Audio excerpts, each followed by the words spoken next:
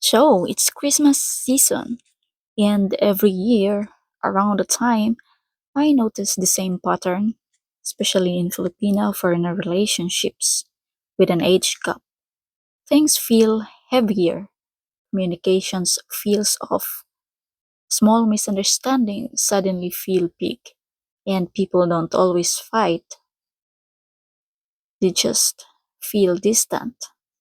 And so today I want to talk about why Christmas hits age gap relationships differently, not emotionally, not dramatically, but realistically. Because this isn't about love disappearing, it's about life stages colliding.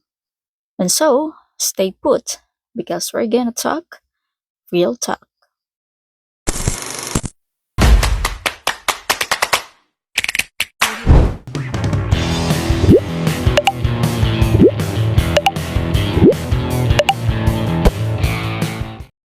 And so, let's start about Christmas is a mirror, it's not a problem. And why does it sounds like that? Christmas doesn't create really misunderstanding or problems in a relationship. It reveals them. This season forces questions people normally avoid. Where do we belong? Who are we connected to? What does together actually mean? And when two people are in very different seasons of life, those questions feel uncomfortable. And you know what is this different seasons of life? I can show you and I can explain you clearer information. Here's how it goes. Many older foreign men have already raised kids, been married, experienced big family holidays, dealt with obligations and expectations. And so, for Christmas, for them, it feels like, oh yeah, let's just keep it simple. Let's avoid stress. Let's just relax. And that makes sense. But for many Filipinas, it's still, for those Filipinos who are still building family identity, forming traditions. For example, also providing or proving stability to relatives, emotionally investing in milestones. So Christmas feels important, and not because of gifts, but because it represents progress. That's where the disconnect starts. So the invisible expectation gap. Here's something rarely said out loud. Older partners often expect acceptance without explanation. Younger partners often expect effort without begging. And during Christmas, those expectations clash. One person thinks, I already showed up, that should be enough. While the other one thinks, why do I feel like I'm asking for basic involvement? Nobody says it directly, but both feel it. Money, control, and holiday decisions. Let's talk about this. Money, calmly. In many age gap relationships, the older partner controls most financial decisions. At Christmas, money stops being practical and becomes symbolic. And it's not about how much did you spend. Rather, it's about who decides what matters, who decides or adjusts expectations, who feels guilty for wanting more. And when one person pays and the other carries the emotional weight, resentment builds quietly, not loudly, not dramatically, silently. So why Filipinos often go quiet? So this is a very important lesson you guys foreigners need to be learned about this. Why Filipinos often go quiet. Have you noticed this in your lovers, to your lovers, your girlfriends, your wives? some of them, but of course, there are lots of qualities of Filipinos. They're all different. So, for some, why Filipinos often go quiet? But this is just a trademark trait of some Filipinos, really. So, this part is important.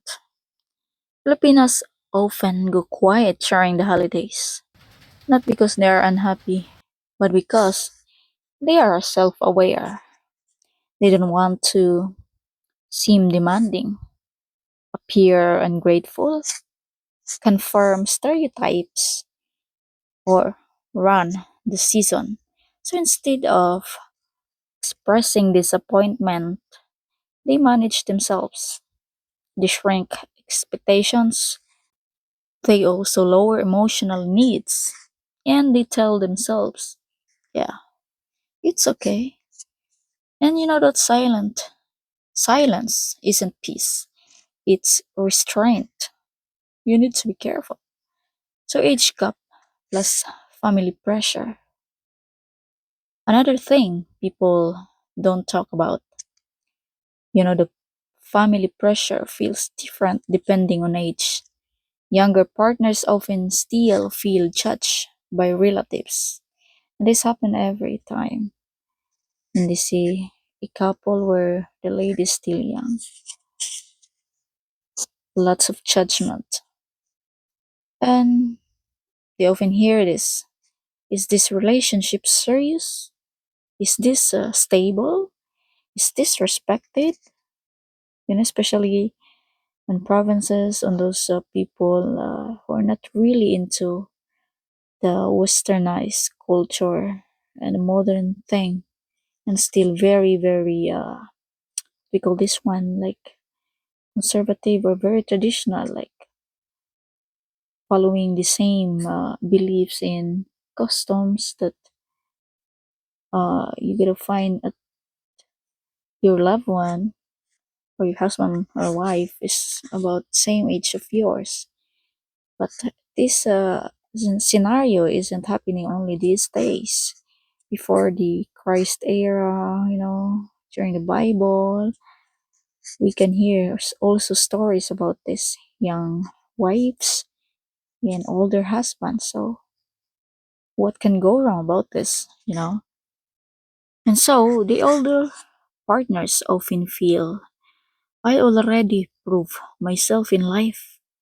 And so when family involvement is minimized, one partner feels relief, the other feels unseen. Christmas magnifies this in the avoided conversations. Here's the uncomfortable truth. Some age gap relationships stay peaceful by avoiding long term planning, emotional accountability, future alignment. And so Christmas forces those conversations. And when people aren't ready, they withdraw emotionally, not physically. And that's when distance appears without arguments. And the calm but honest truth about this real talk, age gap relationships work best when both people accept this. You're not just loving a person, you're loving where they are in life. And so if one person is slowing down and the other is still building forward, then that gap needs awareness, not silence. Christmas doesn't demand perfection. It simply asks, are you walking at the same pace or just holding hands while moving in different directions? That questions becomes louder when the year is ending and people reflect honestly. Thank you so much for watching. Until the next episode, God bless. Merry Christmas, everyone.